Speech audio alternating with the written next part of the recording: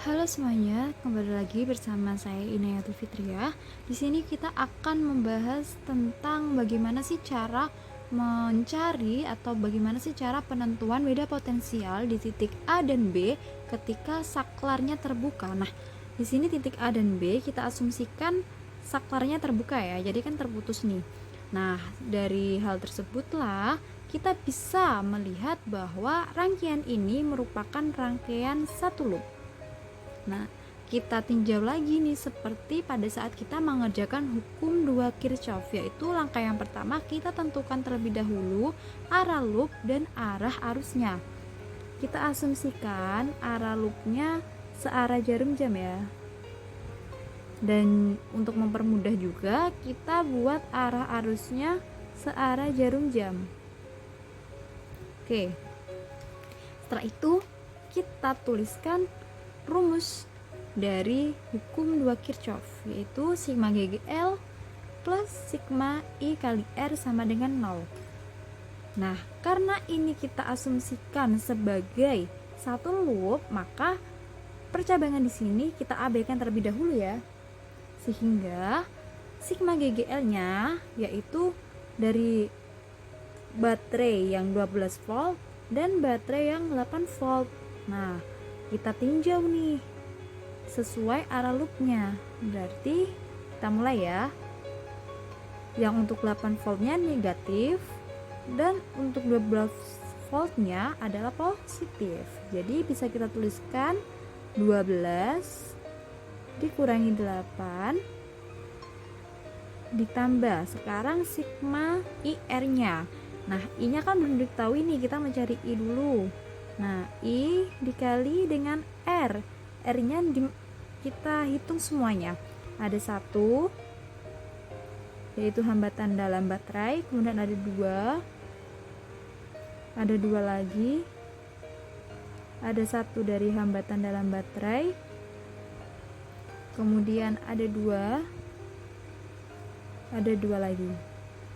Ingat, kita anggap garis ini, percabangan ini diabaikan ya, karena saklarnya terbuka. Seperti itu. Oke, sekarang kita selesaikan persamaan ini terlebih dahulu. Ini menjadi 4 ditambah 10I sama dengan 0. Sehingga kita punya I yaitu negatif 0,4 ampere. Oke, kita sudah dapat I dari rangkaian tersebut. Selanjutnya, kita langsung saja mencari beda potensial di titik AB. Nah, di sini kita punya 2 cara nih, yaitu cara pertama, kita menggunakan jalur yang atas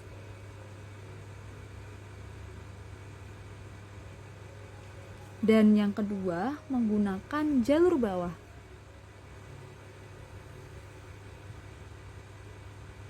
Oke, kita kerjakan untuk yang jalur atas terlebih dahulu ya. Nah, untuk jalur atas kita tuliskan di sini ya. Kita tuliskan jalur pertama VAB sama dengan rumusnya sama, yaitu sigma GGL ditambah sigma IR sama dengan 0. Nah, kemudian kita tuliskan nih yang bagian atas ya.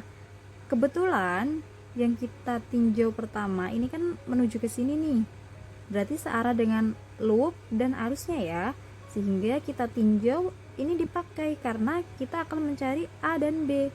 Jadi arahnya seperti ini. Oke, untuk yang 12 volt ini adalah positif ya, sesuai loopnya. Kemudian untuk yang 2 voltnya adalah negatif, sehingga kita dapat menuliskan 12 min 8 ditambah I dikalikan R-nya 2, 1, 2. Kenapa 3-nya tidak dipakai? Karena kita ingat ini ada komponen I, sedangkan di rangkaian ini arus tidak melewati percabangan ini. Oke, sampai sini paham ya? Sehingga kita dapat menuliskan 2 untuk hambatannya ditambah 1 ditambah 2. Nah, kemudian kita selesaikan. Tadi I-nya kan sudah dapat ya, yaitu negatif 0,4 dikalikan 5.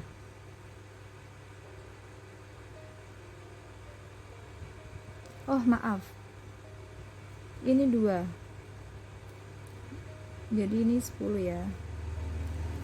Jadi hasilnya adalah 10 min 2 sama dengan 8 volt VAB untuk VAB yang pertama.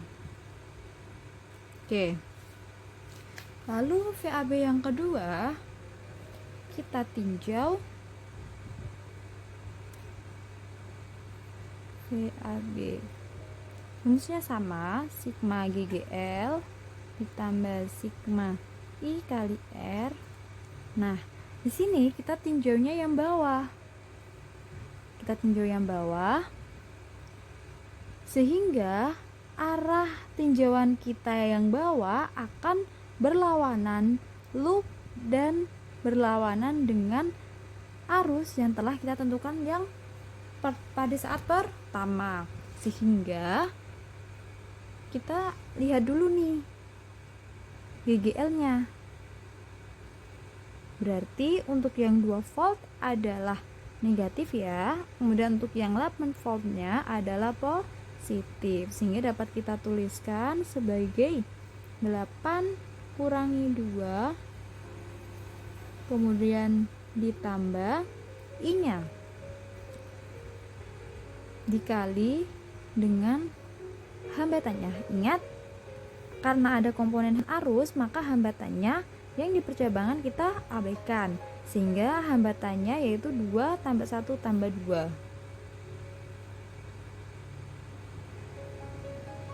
Oke, sekarang kita mendapatkan 6 ditambah, kita ingat bahwa arusnya adalah berkebalikan dengan arah loop tinjauan kita yang bawah, sehingga ketika arusnya di sini negatif pada loop pertama, pada keadaan pertama negatif, maka pada keadaan kedua menjadi positif karena tinjauan kita berlawanan dengan loop, sehingga dapat kita tuliskan 0,4 dikali dengan 5,